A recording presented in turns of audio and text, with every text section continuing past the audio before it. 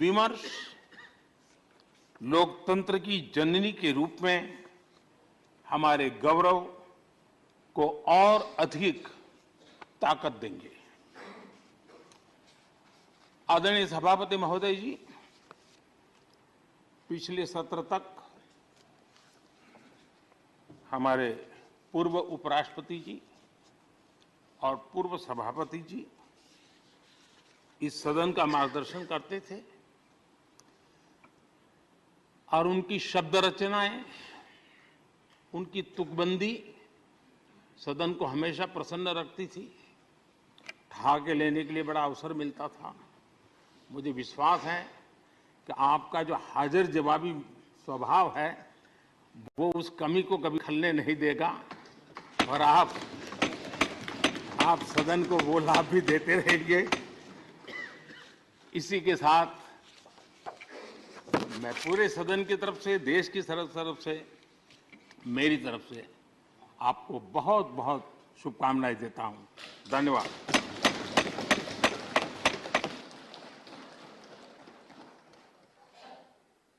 Honourable deputy chairman.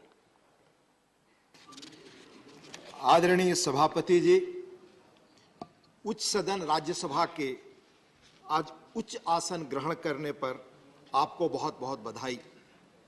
शीतकालीन सत्र के पहले दिन बहुत गर्मजोशी व आत्मीयता से आपका अभिनंदन। सदन के इतिहास में इस आसन पर बैठने वालों का गौरवपूर्ण इतिहास है। अपने अपने तरीके से सदन के कामकाज को सुचारू रूप से चलाने में सबका महत्वपूर्ण योगदान है। इनमें से कुछ लोग संसदीय बैकग्राउंड से थे, कुछ संसदीय जीवन के बाहर से भी आए, पर आपको पब्लिक और पार्लियामेंट्री लाइफ दोनों का विस्तृत अनुभव है। माननीय प्रधानमंत्री जी ने बहुत विस्तार से आपके जीवन के बारे में बताया। आप साधारण किसान परिवार में जन्मे, स्कूल की आरंभिक शिक्षा गांव में हुई। इसके बाद तरह तरह के संघर्ष व कठिनाइयों के बीच अपनी प्रतिभा के बल आप सैनिक स्कूल चित्तौड़गढ़ पहुंचे। वहां से प्रतिष्ठित महाराजा कॉलेज जयपुर से विज्ञान से स्नातक की पढ़ाई की। फिर लॉ की डिग्री आपने राजस्थान विश्वविद्यालय से ली। इसके बाद जिला स्तर से लेकर हाई कोर्ट और सुप्रीम कोर्ट तक लंबे समय तक वकालत की, यानी ग्रासरूट से लेकर ऊपर तक लीगल सिस्टम का भी लंबा और समृद्ध अनुभव आपको है। फिर आप विधानसभा और लोकसभा के सदस्य रहे। आप केंद्र सरकार में मंत्री रहे, जहां संसदीय मंत्रालय का कामकाज आपने संभाला। इसके बाद राज्यपाल का दायित्व भी संभाला। इस तरह गांव के परिवेश से निकलकर लीगल और संसदीय क्षेत्रों का लंबा और समृद्ध अनुभव लेकर आज आप इस मुकाम पर पहुंचे हैं। पुनः आपका अभिनंदन और बहुत बधाई। ऐसा मानता हूं कि आपके रिच एक्सपीरियंस के साथ लंबा सार्वजनिक जीवन आपको इस सदन के संचालन एवं माननीय सदस्यों के संरक्षक जैसी चैलेंजिंग भूमिका का बहुत बेहतर ढंग से निर्वाह में मदद करेगा। आपके सौम्य स्वभाव और व्यवहार कुशलता के संदर्भ में हिंदी मुहावरे को पुनः मैं रिपीट कर रहा हूं, जो माननीय प्रधानमंत्री जी ने कहा, सोने पे सुहागा जैसी बात है। सदन के कामकाज में हम सबका सहयोग आपको हमेशा मिलेगा। आपको पुनः बधाई व शुभकामनाओं के साथ अपनी बात खत्म करता हूं। आपने बोलने का मौका दिया, बहुत बहुत धन्यवाद। Honourable leader of the opposition.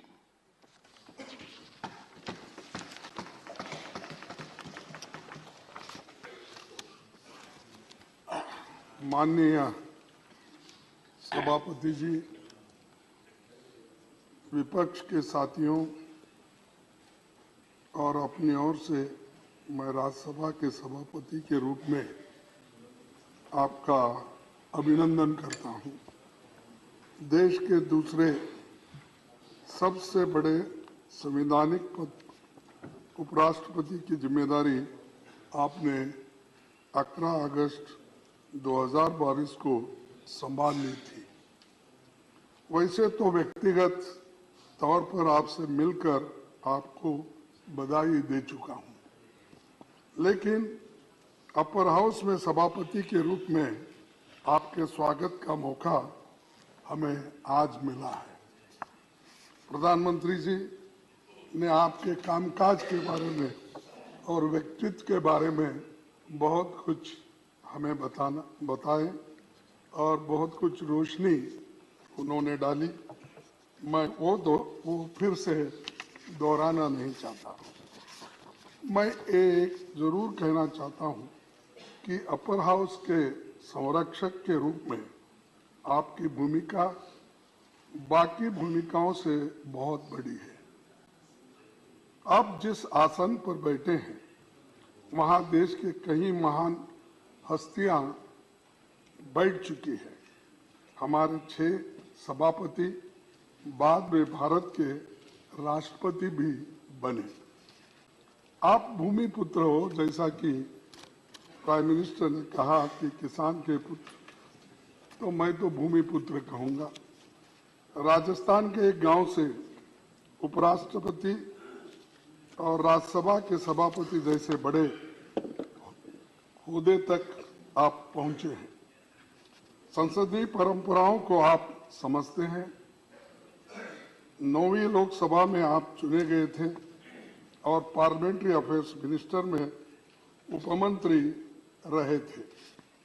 Rajasthan विधानसभा में एमएलए और पश्चिम बंगाल में कई सालों तक आप राज्यपाल रहे।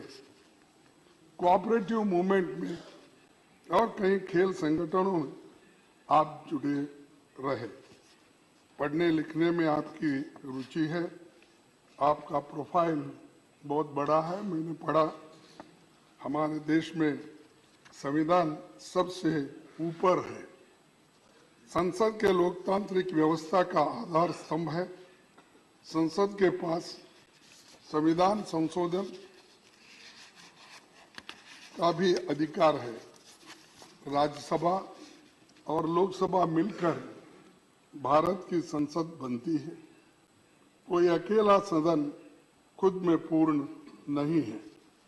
संविधान के दायरे में दोनों सदनों को अपनी प्रक्रिया और नियम तय करने का अधिकार आपको है। हमारी संसदीय प्रणाली में राज्यसभा को चेंबर ऑफ आइडियाज या विचारों का सदन कहा जाता है। ये परमानेंट हाउस है और राज्यों का प्रतिनिधित्व करता है। राज्यों की राजनीतिक तस्वीर यहाँ नजर आती है। शुरुआत से ही संसदीय क्षेत्र के तमाम दिग्गज यहाँ की शोभा बढ़ाते रहे हैं। राज्यसभा ने भारतीय लोकतंत्र में संवाद की परंपरा को मजबूती दी है। अलग अलग विचारधाराओं की राजनीति का केंद्र होने के बाद भी यहाँ सबका लक्ष्य देश की तरक्की और उन्नति के बारे में हम हमेशा सोचते रहते हैं और सभी यही चाहते हैं जनता के सवालों पर गंभीर चर्चा हो और समस्याओं का समाधान निकाले। आपको सभा के दोनों पक्षों की हालत, नियमों, मेंबर्स के अधिकारों और भावनाओं की जानकारी है। जैसे संसद 2 सदनों के मिलकर बनती है, उसी तरह लोकतंत्र सत्ता पक्ष और विपक्ष के 2 पहियों पर चलता है। दोनों का अपना महत्व है। इसीलिए तो लोकतंत्र, इसी को तो लोकतंत्र यशस्वी बनाया जा सकता है। बाबा साहब ने संसद की कार्यवाही को असरदार बनाने के लिए दोनों सदनों के लिए स्वतंत्र सचिवालय के गठन की बात कही थी। पंडित जवाहरलाल नेहरू जी के प्रयासों से राज्यसभा सांसदों को पब्लिक अकाउंट्स कमेटी और कमेटी ऑन पब्लिक अंडरटेकिंग्स जैसी फिनेंशियल समितियों की सदस्यता मिली थी। पंडित जवाहरलाल नेहरू जी ने कभी राज्यसभा के अधिकार को कम नहीं होने दिया। 1953 में बजट सत्र के दौरान उन्होंने साफ कहा था कि लोकसभा और राज्यसभा मिलकर भारत की संसद बनाते हैं। हमारे संविधान के अनुसार दोनों सदनों की अथॉरिटी के बीच मनी बिल्स को छोड़कर कोई अंतर नहीं है। आज जब मैं ये बातें कह रहा हूं तो हमें बहुत कुछ बातें याद आ रही हैं। विपक्ष के लोग संख्या बल में भले ही कम हो, लेकिन आप जानते हैं कि उनके अनुभव और तर्कों में ताकत रहती है। लेकिन समस्या ये है कि इनकी जगह नंबरों की गिनती होती है, ना कि विचारों के बारे में सोचा जाता है। एक दूसरी दिक्कत ये भी है कि हाउस की सिटिंग्स कम होने के कारण जनता के मुद्दों पर चर्चा के लिए उचित समय नहीं मिल पाता। गरीबों, दबे कुचले और SC/ST, किसानों और अत्याचार के शिकार महिलाओं की हालत पर ढंग से बातें नहीं रख पाते और बिल्स भी बहुत जल्दबाजी में पास होते। पहले जहां संसद में साल के 100 दिनों से ज्यादा चलती थी, अब 60 से 70 दिन भी नहीं चल पाती। लेकिन हमारी आबादी, अपेक्षाएं और समस्याएं बड़ी है। पिछले एक दशक का आंकड़ा देखें तो 2012 में संसद की सबसे ज्यादा 74 सिटिंग्स हुई थी। इसके बाद 2016 में 72 सिटिंग्स हुई। हाउस में सिटिंग्स बढ़ेगी तो अच्छा नतीजा निकलेगा और मैं आपसे आशा करता हूं कि आपके नेतृत्व में चर्चा के दिन बढ़ेंगे। सभापति जी, आप तो कानून के जानकार हैं। आप इसे अच्छी तरह समझें कि कानून अगर जल्दबाजी में बनते हैं तो उनमें खामियां होते हैं और सुप्रीम कोर्ट, हाई कोर्ट के जो जजेस हैं उनकी टीका टिप्पणी भी हम पे होती रहती है। कई जजेसों ने भी ये काम किया है, उनका सही तात्पर्य नहीं निकलता और ऐसे कानूनों की क्वालिटी पर सुप्रीम कोर्ट और हाई कोर्ट की टिप्पणियां करता है। ये हमारी संसद की प्रणाली की सेहत और इमेज को ठीक नहीं लगता। तो इसलिए हम चाहते हैं कि बिल्स को ठीक से एग्जामिन करने के काम को सेलेक्ट, जॉइंट और निचले सदन में स्टैंडिंग कमेटी इस विभाग संबंधी संसदीय समिति को ज्यादा से ज्यादा भेजा जाए और बिल्स को इन समितियों में भेजे जाए, वहां इन पर विस्तार से चर्चा हो। राज्यसभा का यही मुख्य काम भी है। मैं इस संदर्भ में 13 मई 1952 में हुई राज्यसभा की पहली बैठक में सभापति डॉक्टर राधाकृष्णन जी की कही इस बात को जिक्र करना चाहूंगा। उन्होंने कहा था, हमें इस देश की जनता के लिए ये बात न्यायोचित ठहराने के लिए पूरी ताकत के साथ जुट जाना चाहिए कि जल्दबाजी में पारित किए जाने वाले कानून पर रोक लगाने के लिए सेकंड चेंबर की जरूरत है। इसीलिए इसके अध्यक्ष भी अब आप ये सेकंड चेंबर के बने। इस मौके पर बहुत कुछ कहा जा सकता है, लेकिन मैंने कुछ बातें रखी है। उम्मीद करता हूं कि आप हमारी भावनाओं को समझेंगे। विपक्ष की ओर से हम यही कहना चाहेंगे कि आपको हम अपनी ओर से पूरा सहयोग देंगे। और मैं एक बात मैं कहना चाहता हूं, मुझे वो बात जरा खटक रही मुझे, क्योंकि जब कोई हमारे अपोजिशन के लोग मिलते हैं, हमारे पार्टी के लोग मिलते हैं, तो लास्ट यहाँ पर सदन में मैं कुछ एक शेर बोला था, शायरी बोली थी, उसके ऊपर ज्यादा से ज्यादा आप ध्यान देकर मुझे क्यों ऐसा कहे ये बात आपने बार बार कहा है, लेकिन मैं ये दोहराऊंगा कि इसको भी आप बुरा नहीं मानना चाहिए, क्योंकि ये सदन का है। मेरे बारे में कोई राय मत बनाना गालिब, मेरे बारे में कोई राय मत बनाना गालिब, मेरा वक्त भी बदलेगा, तेरी राय भी बदलेगी। तो ये कहते हुए मैं आपको धन्यवाद देता हूं, और ये सदन बहुत सुरक्षित चलेगा और हम पूरी कोशिश करेंगे हर बात पर आपको सहकार देने के लिए। धन्यवाद। Shri Derek O'Brien.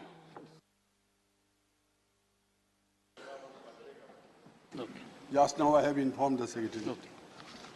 First of all, on behalf of our party, All India Trinamool Congress, I extend warmest felicitations to Your Honor for being elected as the Honorable Vice President of India, as well as taking over the charge of the Honorable Chairman of this august House. For the past 4 years, we have experienced your style of functioning when you were the Honorable Governor of West Bengal. And personally speaking, I got the opportunity to exchange a few letters with you on some legal and constitutional issues, wherefrom I could understand that my friends who used to tell me that this governor is a constitutional expert and a legal luminary, I could find from the expressions made by Your Honor in those communications, actually that belief was further strengthened.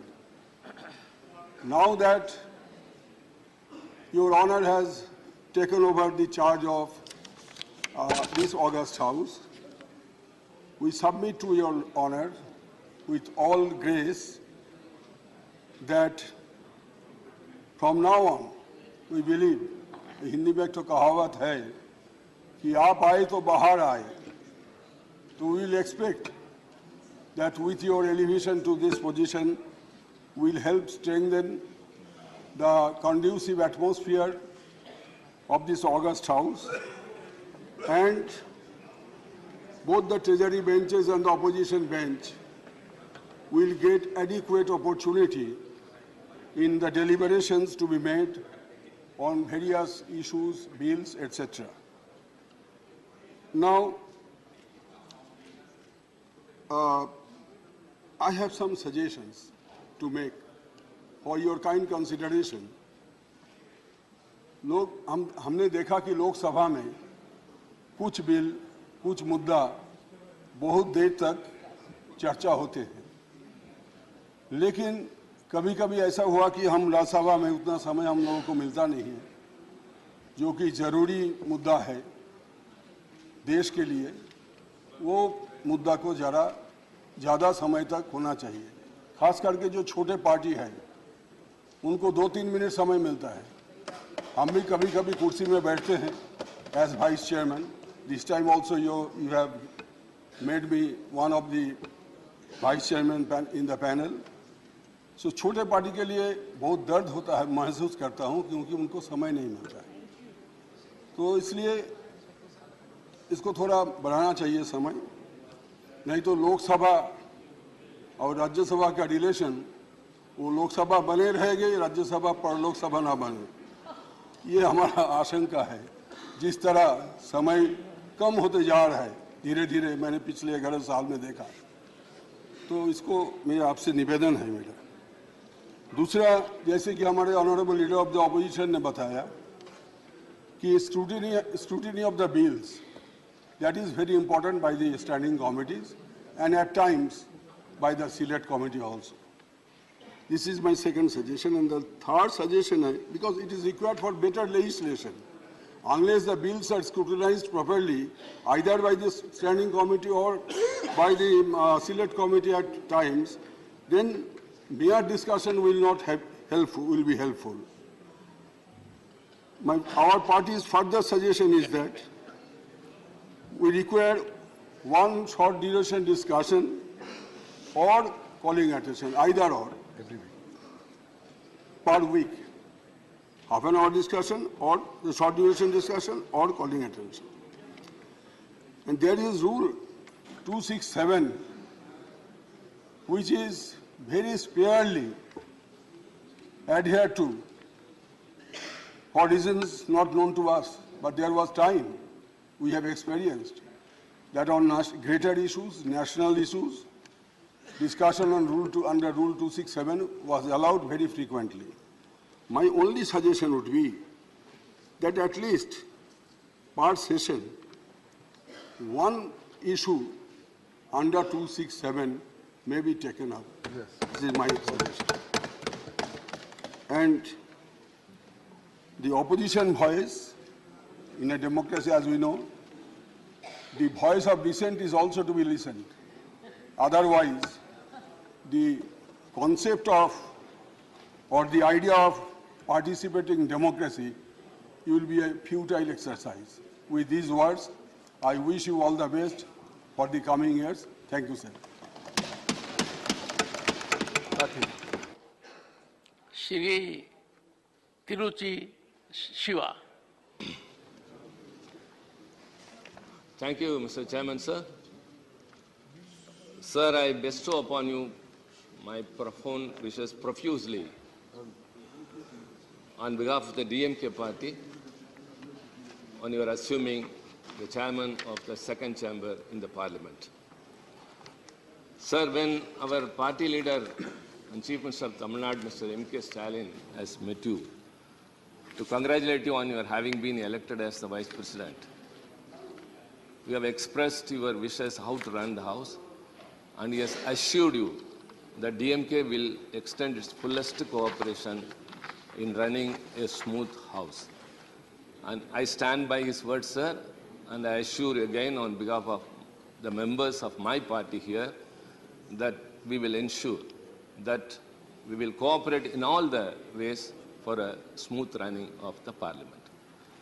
Sir, you are the 14th Vice President of the largest democracy in the world. Nowhere in any other democracy does this system exist. By virtue of being the Vice President, you are a part of the executive.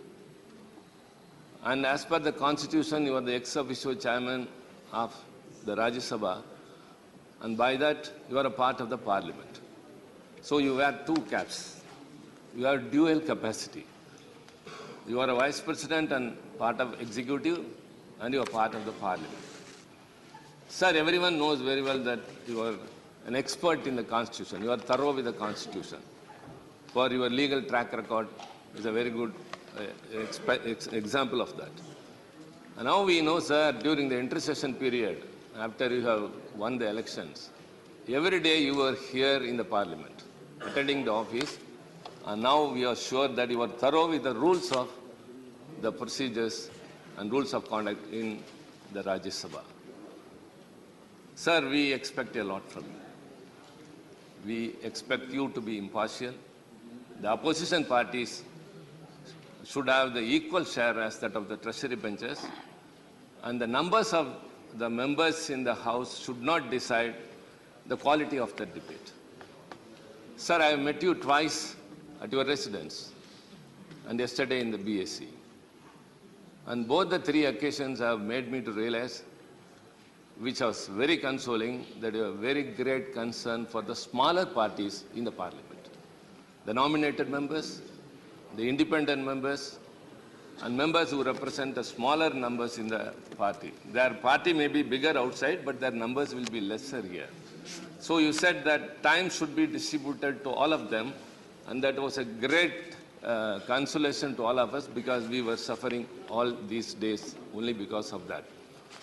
Sir, we hope that the coming days would be very bright. Sir, India is the largest democracy, and the Parliament is the debating forum. And you asked me when I met you first, what is the way to avoid members to come into the well of the House? So you have inferred rightly what is happening here than what should not. So I told you very simply, if we are heard, we won't be compelled to come to the well of the house. Beautiful. Members of the parliament come here to voice the people, their issues, their concerns. And we are not, when we are not heard or when we are not led to speak, we have to resort to democratic process of coming to the well. That has happened for years together. So, sir, I think whenever we have an issue and we raise to say something, if we are heard for a minute or two, automatically we will cool down since we have let out our feelings. Sir, we have very much hope upon you, sir. And I should say that Maya Angelou, when Mr. Clinton took his office, what she said, the great African-American poet said, sir, with the grace of you, look upon the country, look upon our faces, and simply with hope say, good morning. Every new year dawns with a hope that the next year will be very prosperous. So every day dawns that the day will be very bright. And I wish you good morning every day, sir. And you also, please, wish us good morning. Not only that, ensure us that the Parliament will be very productive in the coming days. And we are very hopeful. And once again, sir, I assure you that DMK will extend its blessed cooperation. Thank you very much. Honorable former Prime Minister Shri S. Devgowda.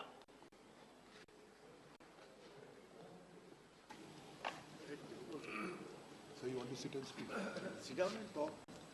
Respected Chairman, sir, I am the only one single member in this House. What the bitter experience from last 20 years, it is very difficult to get an opportunity to speak. The decision made by both the houses, a single member cannot take more than 2 to 3 minutes. That is a bitter experience I had either in this house or in the other house. Sir, being a farmer, coming from the rural area, I used to take a lot of time on the subject of farming community, on the subject of rural development. But unfortunately, the time fixed only 2 to 3 minutes. This is the bitter experience I have got. May I humbly request you, sir, whenever these issues are going to come, the experience I have got, only 2 to 3 minutes, that should be reconsidered when a subject belongs to the rural India or the farming community. Any development thing, I don't want to take unnecessary time of the House. This is only request I would like to make to the Honorable Chairman and the Vice President of India. With these words, I once again thank you very much, sir. If you allow me to speak few minutes more on the issue of farming community and also rural development. This is a humble request, Mr. Vice President and the Chairman of this House.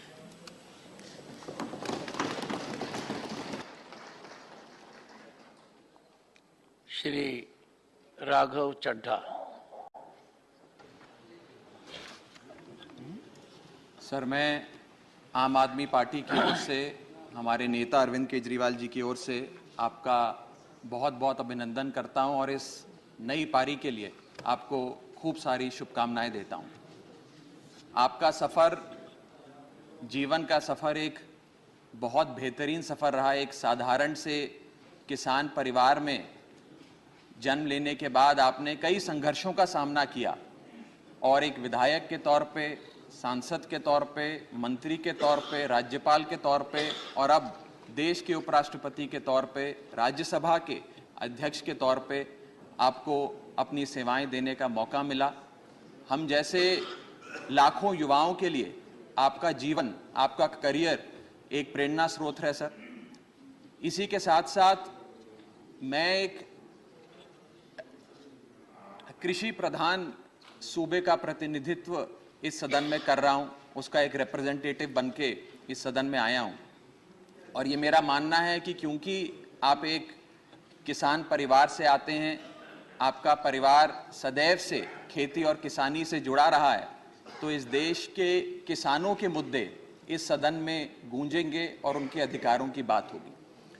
इसी के साथ साथ sir, बीते कुछ हफ्तों में जब से आप उपराष्ट्रपति बने, आपने इस सदन के लगभग सारे सदस्यों से एक व्यक्तिगत रिश्ता सा बनाया है। मुझे भी सौभाग्य मिला 2-3 बार आपसे मिलने का, और जो प्यार, जो स्नेह, जो वार्मथ हमें आपसे मिली, मैं आज उसके आधार पे कह सकता हूं कि इस सदन के बहुत सारे सदस्य केवल पार्लियामेंट्री इश्यूज ही नहीं, बहुत सारे पर्सनल लाइफ के इश्यूज भी आपसे डिस्कस करने में हिचकिचाएंगे नहीं। सर, आप इस सदन के अध्यक्ष हैं, you are the eldest in the house. मैं सदन का सबसे कम उम्र का युवा सदस्य हूं, I am the youngest in the house. तो जो परिवार का सबसे बड़ा होता है, वो परिवार के सबसे छोटे सदस्य का खास ख्याल रखता है सर। उसे ज्यादा प्यार देता है, उसे बोलने का ज्यादा मौका देता है, उसे ज्यादा इंटरवेंशंस देता है, उसके 0 आवर ज्यादा सिलेक्ट होते हैं, उसके स्टार क्वेश्चन ज्यादा लगते हैं, और उसे थोड़ी शैतानी करने की भी छूट होती है। तो मैं ये उम्मीद करूंगा कि आपका विशेष प्यार और विशेष स्नेह हमारी छोटी पार्टी और सदन के छोटे सबसे युवा सदस्य होने के नाते मेरे प्रति रहेगा सर। आपको इस नई पारी के लिए ढेरों शुभकामनाएं, आपका बहुत बहुत अभिनंदन, बहुत बहुत स्वागत। Those whom I love and respect, they suffer the most. Dr. Sasmit Patra. माननीय अध्यक्ष महोदय, आज इस घड़ी में जब हम आपको स्वागत कर रहे हैं, मैं मेरे पार्टी बीजू जनता दल की तरफ से, हमारे माननीय नेता और माननीय मुख्यमंत्री श्री नवीन पटनायक जी की तरफ से हम आपको वेलकम करते हैं, अभिनंदन करते हैं, और ये आश्वासन के साथ करते हैं मान्यवर कि जो लक्ष्मण रेखाएं हैं हमारी संसदीय विधि व्यवस्था की, वह लक्ष्मण रेखाओं को माननीय मुख्यमंत्री श्री नवीन पटनायक जी ने कभी लांघने का कोई स्कोप नहीं दिया। और हमेशा से एक चीज हम सबको भी कहा है कि भी जब भी संसद में जाओ, मर्यादाओं की रक्षा करो और संसद उचित तरह से चल सके, इसका पूरा कोशिश करो। तो ये अवसर मैं लेना चाहता हूं मान्यवर, आपकी अध्यक्षता में, आपके मार्गदर्शन में, बीजू जनता दल इस सदन में जो गरिमा है, उस गरिमा को रखते हुए हमारे माननीय नेता श्री नवीन पटनायक जी के मार्गदर्शन में जो हमने सीखा है, उसके साथ हम इस सदन को स्मूथली और सुचारू रूप से चलाने में आपका पूरा सहयोग देंगे। मान्यवर, मैं ये अवसर लेना चाहता हूं ये कहने के लिए that you are a distinguished man of law who is presiding on the highest house of lawmaking. And as the distinguished man of law presiding over the house of lawmaking, आपकी जो rich experience है, जो vibrancy है, वो हम सबको एक अवसर देगा और सीखने के लिए। मान्यवर, कई माननीय सदस्यों ने आपकी इंटेलेक्ट के बारे में कहा, मैं आपके विशाल हृदय के बारे में 2 शब्द कहना चाहूंगा। मान्यवर, कुछ ही दिन पहले मैं अपने परिवार के साथ सदन में आया था और सदन बंद था तो उनको घुमाने लेके आया था। और जब मैं घुमान लेके आया यहां पर, तो मुझे सुनने में आया कि आप चेंबर में हैं, आए हुए हैं। स्वाभाविक तौर से आप अध्यक्ष हैं, माननीय उपराष्ट्रपति जी हैं, तो अपॉइंटमेंट लिया जाता है, प्रोटोकॉल लिया जाता है और उसके बाद आपसे मिला जाता है। पता नहीं मुझे क्या हुआ, मुझे लगा आपसे मैं मिला 1-2 बार, मुझे लगा कि नहीं, मैं माननीय अध्यक्ष जी को एक स्लिप भेजता हूं कि मैं अपने परिवार के साथ आया हूं, क्या मुझे 30 सेकंड आपके मिल सकते हैं।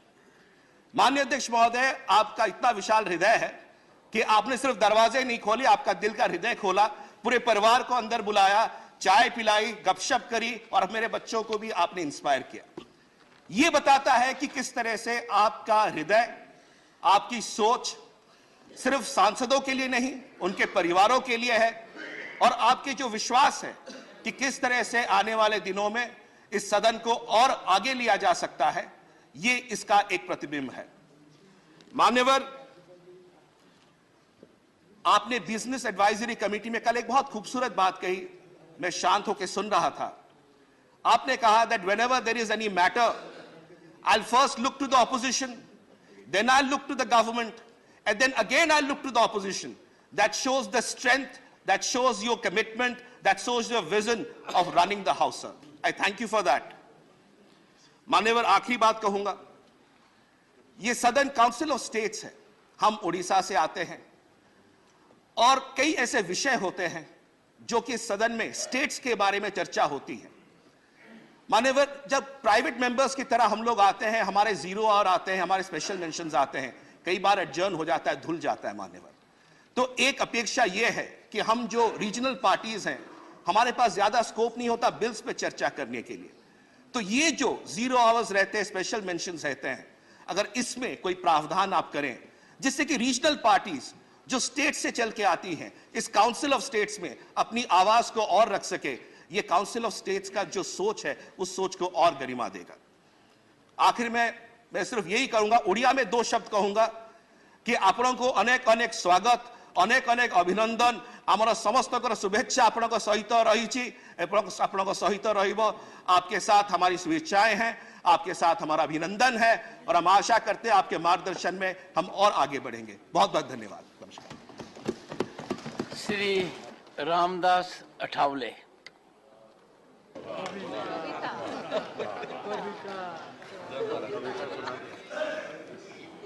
आदरणीय महोदय,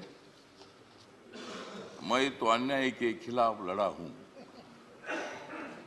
मैं तो अन्याय के खिलाफ लड़ा हूं, इसलिए आपको बधाई देने के लिए यहां खड़ा हूं। आपका अनुभव बहुत ही बड़ा है, आपका अनुभव बहुत ही बड़ा है, इसलिए आपने संघर्ष का पहाड़ चढ़ा है। मेरे पार्टी का मैं हूं अकेला, मेरे पार्टी का मैं हूं अकेला, लेकिन मेरे हाथ में है संविधान का पेला। मैं हूं मेरे पार्टी का अकेला, लेकिन मेरे हाथ में है संविधान का पेला। मैं तो हूं आपका सच्चा चेला, मैं तो हूं आपका सच्चा चेला, मुझे मत छोड़ो अकेला।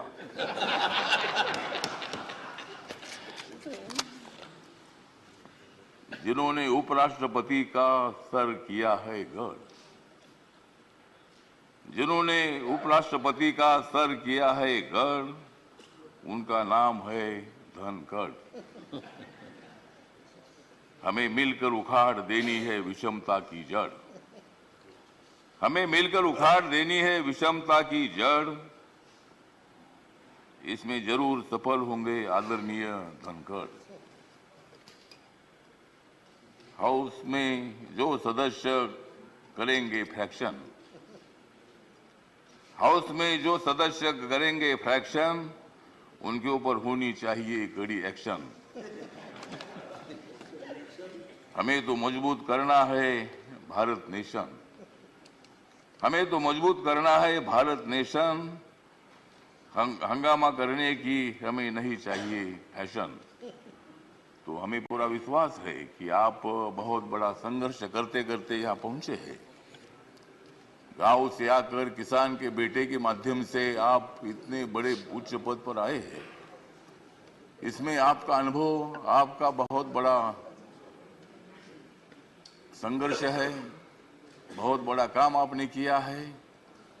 आपने पश्चिम बंगाल में गवर्नर का जो काम किया है, बहुत बड़ा वहाँ चैलेंज था, वहाँ काम करना बहुत बड़ा मुश्किल था, लेकिन आपने बंगाल में बहुत अच्छा काम किया है और बंगाल में अच्छा काम आपने किया है, इसीलिए आपको यहाँ लाने की कोशिश जरूर हुई है। मतलब आप एक संघर्षशील नेता है, मतलब वहाँ अगर आपका काम ठीक नहीं होता था तो शायद ये पद आपको मिलना बहुत बड़ा मुश्किल था, लेकिन आपने बहुत अच्छा काम किया है।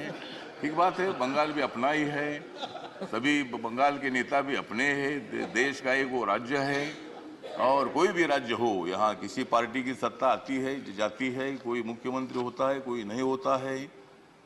कभी हम भी मतलब 3 बार सांसद रहे लोकसभा में, और मैं शिरडी में मैं हार गया, लेकिन मैं घर में बैठा नहीं, मैं घूमता रहा। मैं कांग्रेस पार्टी के साथ रहा, कांग्रेस पार्टी के मेरे सभी दोस्त हैं, समाजवादी पार्टी के मेरे दोस्त हैं, कम्युनिस्ट पार्टी के मेरे दोस्त हैं, और अभी बीजेपी के मेरे दोस्त हैं। मैं सब बीजेपी के साथ में आया हूँ, और भारतीय जनता पार्टी के साथ मैं इसलिए आया हूँ कि मुझे शिरडी में हारा गया, मुझे मंत्री नहीं बनाया, फिर मैं उधर क्या करूं। तो इसीलिए मुझे मतलब कांग्रेस पार्टी को छोड़ना पड़ा, और मैं नरेंद्र मोदी जी के नेतृत्व में सबका साथ सबका विकास दिख रहा है, सारा प्रकाश, मतलब ये जो प्रकाश दिख रहा है, तो नरेंद्र मोदी जी के नेतृत्व में मैंने निर्णय ले लिया कि मैं बाबा साहब अम्बेडकर जी का अनुयायी हूँ। बाबा साहब अम्बेडकर जी ने सत्ता में आना चाहिए बताया है, मेरी अकेली पार्टी सत्ता में नहीं आ सकती है, किसी के साथ मिलकर ही सत्ता में आ सकता हूँ। और मेरे पार्टी का मुझे लोग पूछते हैं कि तुम्हारा पार्टी का एक भी लोकसभा में मेंबर नहीं है, तो भी आप मंत्री कैसे हैं? तो मैंने बोला आप माननीय नरेंद्र मोदी जी को जाकर पूछो, मतलब मैं कैसा मंत्री हूँ, मतलब मैं अकेला हूँ, लेकिन मेरे पार्टी के लोग पूरे देश भर में है, नॉर्थ ईस्ट में मेरी पार्टी सभी पार्टी है, और मुझे बोलने का मौका तो दीजिए। मुझे मालूम है कि आप बहुत अच्छे आदमी हैं, और मैं आपको, हाँ, आप मुझे हर बार बोलते थे कि हमको कविता सुनाओ, अगर आप मुझे ज़्यादा बोलने के लिए देंगे तो मैं कविता सुनाऊंगा, नहीं तो एक भी कविता नहीं सुनाऊंगा। तो ठीक बात है, तो इसीलिए मतलब कविता सुनाता भी रहूँगा, और आप एक अनुभव है, तो इसीलिए अपोजिशन को भी आप मौका दीजिए, हंगामा करने के लिए मौका दीजिए, लेकिन एक आधा दिन हंगामा करने के लिए मौका दीजिए, दूसरे दिन एक्शन होना चाहिए, और हाउस का काम भी मतलब चलना चाहिए। इसीलिए आप एक सर्वोच्च हाउस के आप चेयरमैन बन गए हैं। इसीलिए मैं, मेरी जो आरपीआई है, रिपब्लिकन पार्टी है, गरीबों की पार्टी है, दलितों की पार्टी है, इस पार्टी की तरफ से मैं आपके साथ हूँ, मैं हमेशा आपको साथ देता रहूँगा, और आप मुझे बोलने का मौका देते रहो। जय भीम, जय भारत। डॉक्टर के Keshav Rao. Thank you very much, sir. First of all, without risking the reputation, I would share the sentiments expressed by all my colleagues regarding your personality and the challenges that this House is going to perhaps throw at you. The little experience that I had yesterday with you, interface, at the BSc, assures me that things are going to be very peaceful and very normal. This I say, repeating, of course, what my honorable colleague said. You would look to the opposition first, to the ruling party, no doubt, because they have to respond, then go back to the opposition. This fulfills the very spirit of parliamentary democracy. We had the other day, yesterday morning, we had an all-party meeting. The total brunt of the discussion was this parliament should represent the voice of the opposition. This came from the TMC. I would rather say it is not opposition, but voice of the people, the sufferers, the people who are suffering. So everybody must get some chance to speak. And the answer to that was time management. Sir, I would not take much time, but except tell you, this is nothing but time management. Rules are rules, but some have to be kept by the spirit and some by their word. And I tell you, you might be an expert in constitution, which you are. We would not like to tell it, but always the rules of the constitution is not going to pay at all in deliberations like this. We need to understand the mood of the people, the spirit of their saying, and also the needs, because we are not at crossroads, we are at crossroads. Total things are crossed. So things require entirely different light. Sir, as far as the last sentence, I would say, there seems to be a big discussion yesterday morning and also yesterday evening with you on the small parties. Sir, we are small parties, no doubt, but in relative term, small is a very relative term. But what I am concerned is about the union territories, northeastern states, where the membership is only one. This is not small party, it is all the party. So they need, it is a council of states. If the state is not represented in the council of states, there cannot be greater perplexing paradox than that. So we need to see in the small parties, we forget about them. We need to look to them from an entirely different angle because they need to be represented in this house. With these words, I tell you, sir, your wisdom and yesterday's your professorial talk to us on the constitutional ethos reassure us. And I tell you, while sharing all the sentiments, I say it was understated because you deserve more than that. Thank you very much. Shri Premchand Gupta. आदरणीय सभापति महोदय, संसदीय लोकतंत्र के इस गरिमामयी पद पर आप आसीन हुए, इसके लिए मैं आपको मेरी तरफ से, मेरी पार्टी की तरफ से और हमारे राष्ट्रीय अध्यक्ष माननीय लालू प्रसाद जी की तरफ से बहुत बहुत बधाई और शुभकामनाएं देता हूं। श्रीमान जी, राष्ट्र के उपराष्ट्रपति और इस सभा के अध्यक्ष के रूप में हमें पूरी उम्मीद है कि आपके नेतृत्व में बहुत ही सुचारू रूप से ये सदन चलेगा, ऐसी पूरी आशा है। श्रीमान जी, आप ग्रामीण परिवेश से आते हैं, किसान परिवार से हैं, आपने बड़े संघर्ष किए हैं। मेरा सौभाग्य है कि मैं आपको पिछले 35 साल से जानता हूं। श्रीमान जी, मैंने आपका वो सफ़र देखा है कि आप किस प्रकार से आपने सभी बाधाओं को पार करते हुए और अपने लक्ष्य को हासिल किया। आप एक ट्रू कर्मयोगी हैं। आप श्रीमान जी, आप बहुत बड़े एक कानून के ज्ञाता हैं। आप यंगेस्ट स्टेज में आप देश के सबसे उच्चतम न्यायालय के आप सीनियर काउंसिल अपॉइंट हुए थे। ये एक बहुत ही सौभाग्य की बात थी।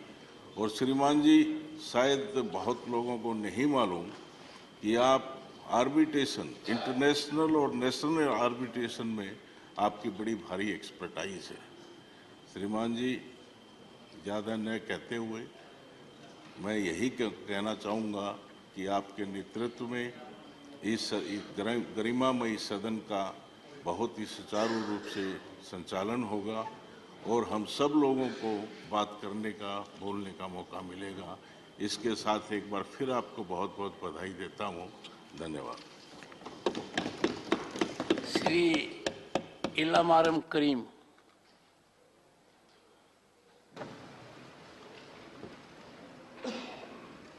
बटन वो दबाया, लाइट ये जल रही है। Honorable Chairman, on behalf of Communist Party of India Marxists, I welcome the chairman post. Sir, as a well-experienced parliamentarian, I hope you can uphold the glorious past of our parliament. Our nation is defined as a union of states by the Constitution. Each member represents each state. The principles of Constitution such as federalism, secularism, democracy, and social justice are to be protected. If these principles are undermined, it may affect the unity of our nation.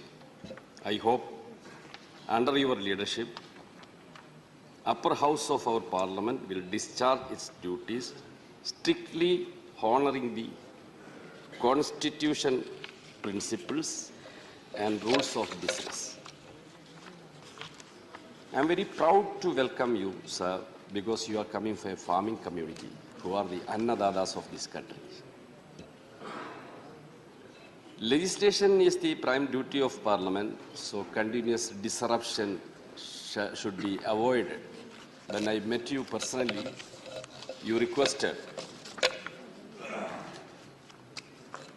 the functioning of the House should not be disrupted. I agree with you. But for that, the legislation process should be undertaken through a democratic process, strictly through democratic process. People's burning issues are to be reflected in the House. For that, ample opportunities should be obtained for the members. Debates on different issues will be done here in a healthy manner. Important bills should be referred to standing committees or select committees for scrutiny, which are nowadays not happening in this House. Nowadays, it is very unfortunate that Parliament's scrutiny is neglected. Sir, I hope you can uphold the concept of the Constitution and principles of democracy, and the number is only the issue here, sir. Whether large number or small number, every group and party and individuals are to be respected and should be given opportunity to raise their reasonable issues in this House. I also request the Honorable Chairman of the House and the ruling bench, please cooperate with the Chairman and don't try to deface our Honorable Chairman. Thanking you, sir. Shri Ramnath Thakur.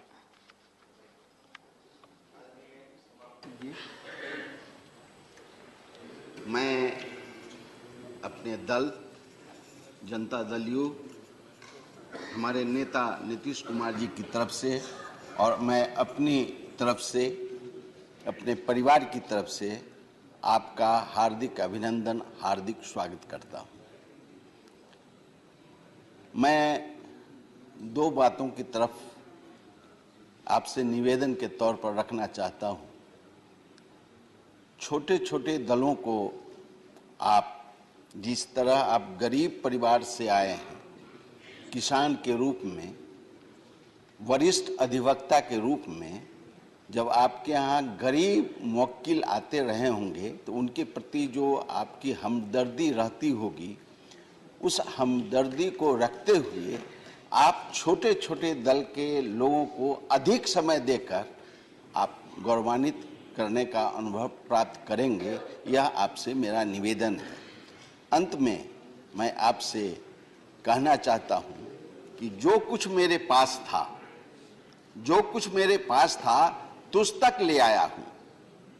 देख देख दामन छोड़ के न जाना तू, याद रहे हम सबकी, यही कहने आया हूं। धन्यवाद। Dr. Thambidurai. Honorable Chairman, Vanakkam sir.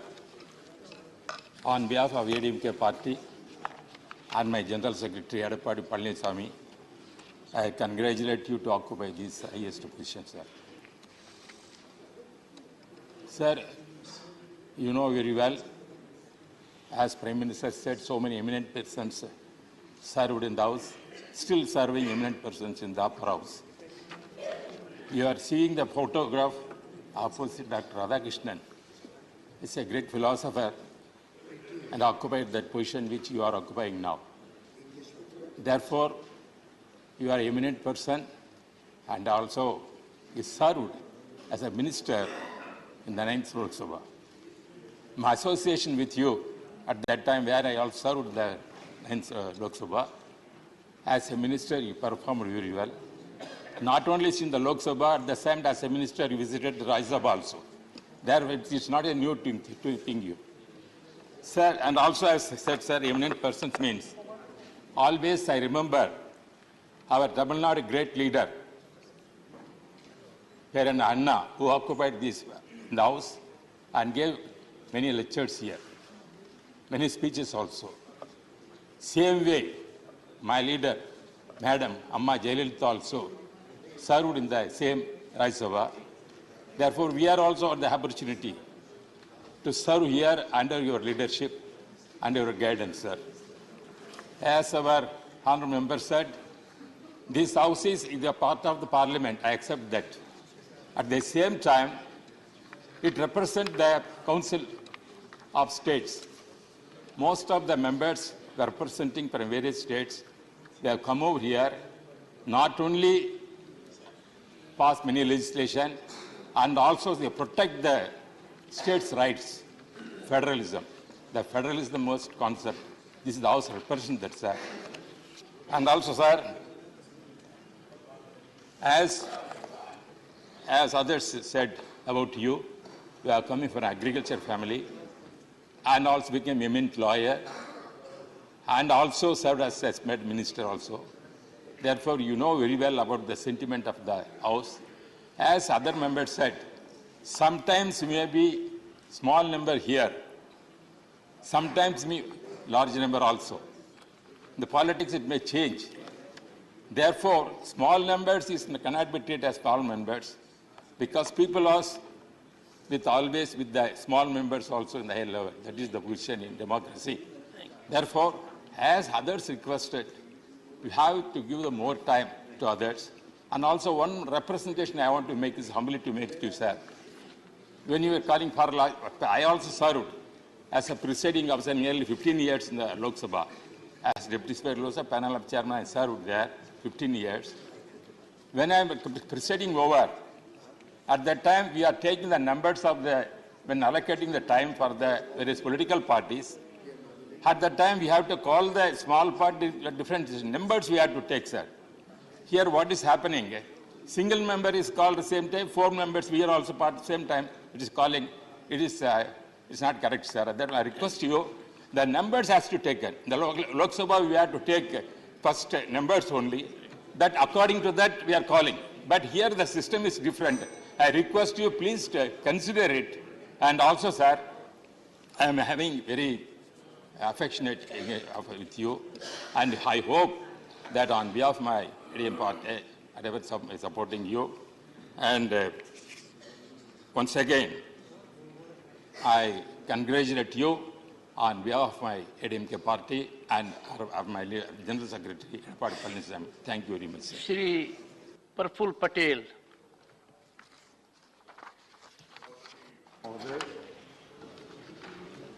मेरे सभी साथियों के जज्बातों के साथ अपने जज्बात भी जोड़ते हुए आपको बहुत बहुत शुभकामनाएं, बहुत बहुत बधाई इस उच्च पद को ग्रहण करने के लिए। मेरा सौभाग्य रहा है कि आपके साथ 1989 से आपका और मेरा बहुत नज़दीक का संबंध रहा है और इसलिए आपके व्यक्तित्व को, जैसे कई लोगों ने अपने अनुभव में कहा, मैं भी उस बात को समझता हूं और जोड़ता हूं। ये सदन के बारे में और बाकी अपने अपने अनुभवों के बारे में कई हमारे साथियों ने यहाँ पर चर्चा की है, इसलिए उसी बात को ये आपके व्यक्तित्व के बारे में दोहराते न हुए ये मैं कहूँगा कि लोकशाही में ये तो अलग बात है कि किसी के संख्या ज़्यादा होती, किसी की कम होती है। कई लोगों ने बोला है इस बारे में, देवेगौड़ा जी जैसे वरिष्ठ हमारे पूर्व प्रधानमंत्री जी ने भी अपनी बात कही। कभी हम भी पहली पंक्ति में बैठते थे, आज तीसरी पंक्ति में बैठते हैं, तो ये तो खैर समय समय की बात है, लेकिन अनुभव का कोई और पर्याय नहीं होता। अनुभव का कुछ न कुछ फायदा अनुभव का इसका लाभ इस सदन ने लेना चाहिए और आप इस बात को भली भांति समझते हैं। इसके बारे में आपसे मेरी व्यक्तिगत चर्चा में भी इस बात को आपने हमेशा मान्यता दी है। केवल इतना ही कहूँगा कि आज तो आपको बड़ा वेल डिसिप्लिन क्लास यहाँ नज़र आ रहा है। म्हणजे आज तो शिस्तबद्ध आपको सब लोग दिख रहे हैं पहला दिन है, इसलिए आपके सम्मान में कोई व्यवधान नहीं आने वाला है, लेकिन निश्चित लोकतंत्र में ये सब बातों का आपको भी धीरे धीरे, जो आपने टीवी में देखा या आपके पुराने अनुभव में आपने जो देखा होगा, उसका कहीं ना कहीं आपको यहाँ पर ट्रेलर दोबारा दिखेगा जरूर, इसमें कोई शक नहीं है। लेकिन मैं कहूँगा ये लोकतंत्र की ये एक बहुत बड़ी बात है। आप इसको एक कभी कभी प्रेशर कुकर में जैसे स्टीम छोड़ा जाता है, वैसा आप अगर उसको मॉड्यूलेट करेंगे तो निश्चित इस सदन को दोनों बाजू से आप चलाने में बहुत सफल रहेंगे, इतना मैं आपको जरूर विश्वास देना चाहता हूं। अंत में इतना ही कहूंगा कि हमारी पार्टी, हमारे नेता शरद पवार जी, एनसीपी की ओर से, हमारे सदस्यों की ओर से, कि हमने आज तक कभी ये लक्ष्मण रेखा, जो पार्लियामेंट्री जो गरिमा है और जो हमारे जो रूल्स है, इसको ध्यान में रखते हुए कभी वो लक्ष्मण रेखा का उल्लंघन नहीं किया है। हमारे ओर से आपको पूरा सहयोग मिलेगा, आगे भी रहेगा, हमेशा रहेगा, और आपको मेरे ओर से, मेरी पार्टी की ओर से, मेरे नेता की ओर से फिर से बहुत बहुत शुभकामनाएं देते हुए आपका सफल कार्यकाल रहे, इसकी प्रार्थना करते हुए आपसे रजा लेता हूं। Honorable members, the list is long. I am overwhelmed. I would only suggest we economize time. Professor Ram Gopal Yadav. श्रीमान, मैं अपनी समाजवादी पार्टी और अपनी तरफ से आपका हृदय से स्वागत करता हूँ। आपसे जब मैं पहली बार मिला तो आप जितना खुलेपन से मिले, क्योंकि इससे पहले जब मिलते रहे तो एक प्रोटोकॉल की जो दीवार बनी रहती थी, उतना ही मिलना, यहाँ बैठना, इतनी दूर बैठना, वो कुछ नहीं था। ये एक स्वाभाविक रूप से बहुत ही अच्छी बात थी और हमारे सारे मेंबर्स ने ये महसूस किया और उसकी तारीफ भी की।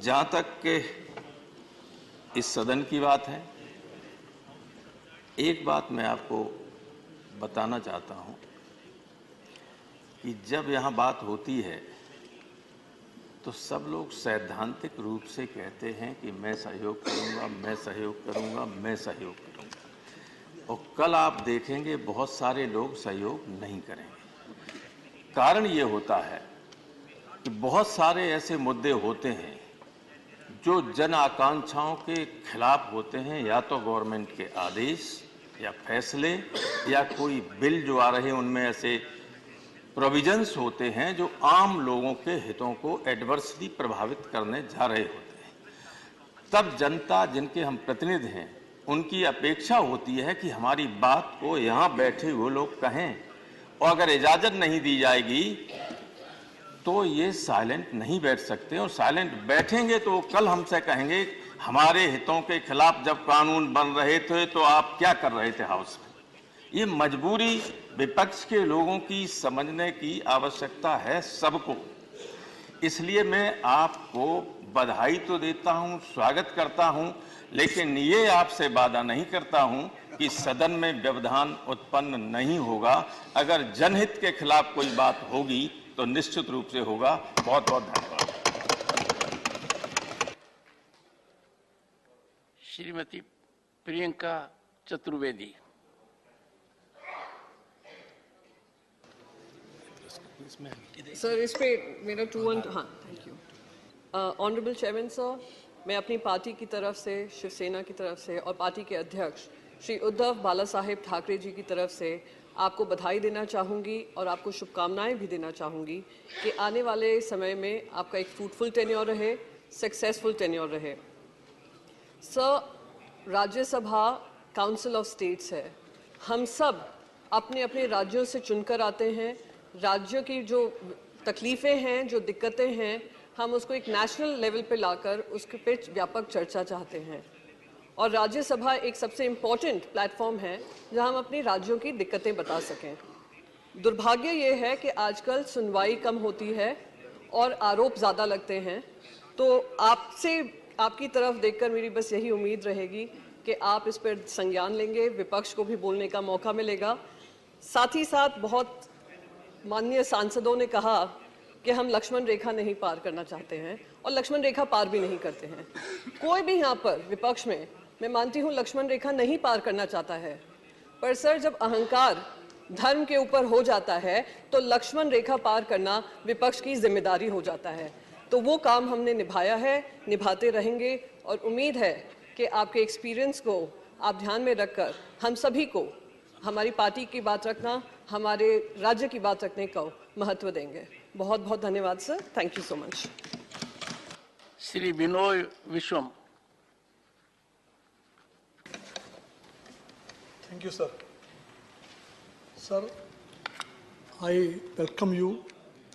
I bow my head before you, and I wish you all possible cooperation. Sir, I may request you, kindly cooperate with us, to cooperate with you. When I say this, I mean not only you, the government also has to cooperate with us. Sir, we are here to raise the voice of the people, and we will be doing that task of ours. Sir, I represent a small party, but I believe the small party is a great party which always has stood for the cause of the people, cause of the country, the cause of the constitution, always held the values of the democratic norms, secularism, federalism, and this country's socialist goals. With this, we came here, and we have a right here, a duty here, to raise those tasks in our capacity as much as possible. So this is the parliament. And in this parliament, we are sure that we have a role as opposition. Only that role we will play here. We heard the Honorable Prime Minister in the morning. He talked about Amrit Kal, the G20 chairmanship. We all wish that in this Amrit Kal, during this period of chairmanship, India can come to the better position in the global hunger index. We stand for that.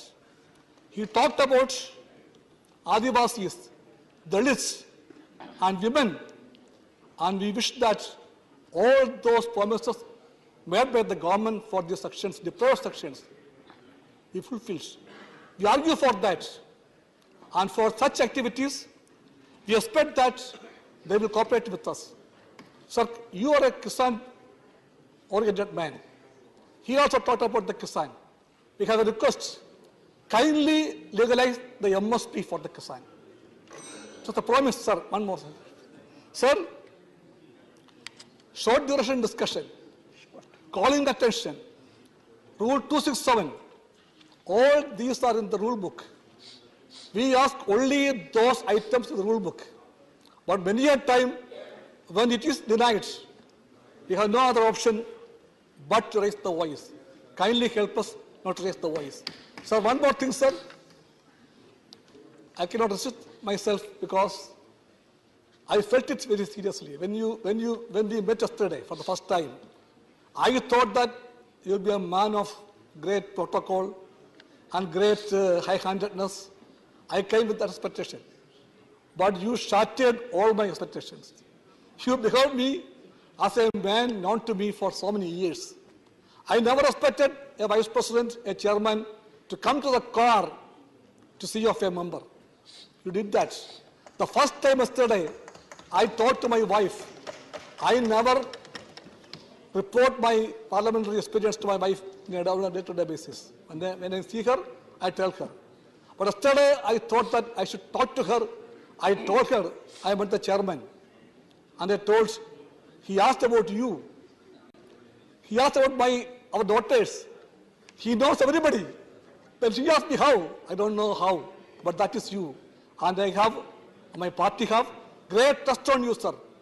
And with this words I conclude. Shri Ramji.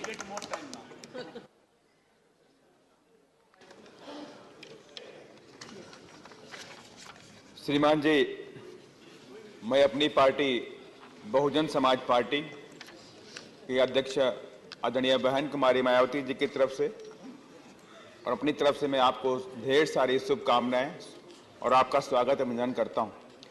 श्रीमान जी, आपका जीवन वाकई संघर्षपूर्ण रहा कि आपने संघर्ष के दौरान तमाम विभिन्न पदों पर रह करके आपने देश की सेवा की है और आज एक छोटे से गांव से निकल करके आप इस देश के उपराष्ट्रपति बने और राज्यसभा के आप अध्यक्ष भी। वाकई ये आपका जो जीवन है, संघर्षपूर्ण जीवन, हम सभी लोगों के लिए एक प्रेरणादायक भी है और हमें पूरी आशा और विश्वास है कि आपका जो हम सब जो विपक्ष के भी लोग हैं और सत्ता पक्ष के भी लोग हैं, आपके लिए हम दोनों लोग बराबरी हैं और तमाम ऐसे जनहित के मुद्दे आते हैं। हम लोग 0 आवर में हम लोग आपको एप्लीकेशन देते हैं बोलने के लिए, लेकिन तमाम उन मुद्दों पे हमें समय नहीं मिलता, हमारा नाम कट जाता है या समय नहीं मिलता, 10 लोगों का नाम सेलेक्ट होता है। तो मैं आपसे रिक्वेस्ट भी करूंगा कि 0 आवर में सभी सांसदों की जेन्युइन बातों को टाइम दें ताकि जनहित के मुद्दे हैं उनको यहाँ पे आवाज उठाई जा सके। इसके लिए मैं आपसे रिक्वेस्ट करूंगा और आपका लगाव हमारे पार्टी के संस्थापक माननीय श्री कांसीराम साहब के साथ बहुत रहा है और हमें पूरा विश्वास भी है आपका आशीर्वाद हम सब पर बना रहेगा। जी धन्यवाद। श्री कनक मेदला रविंद्र कुमार।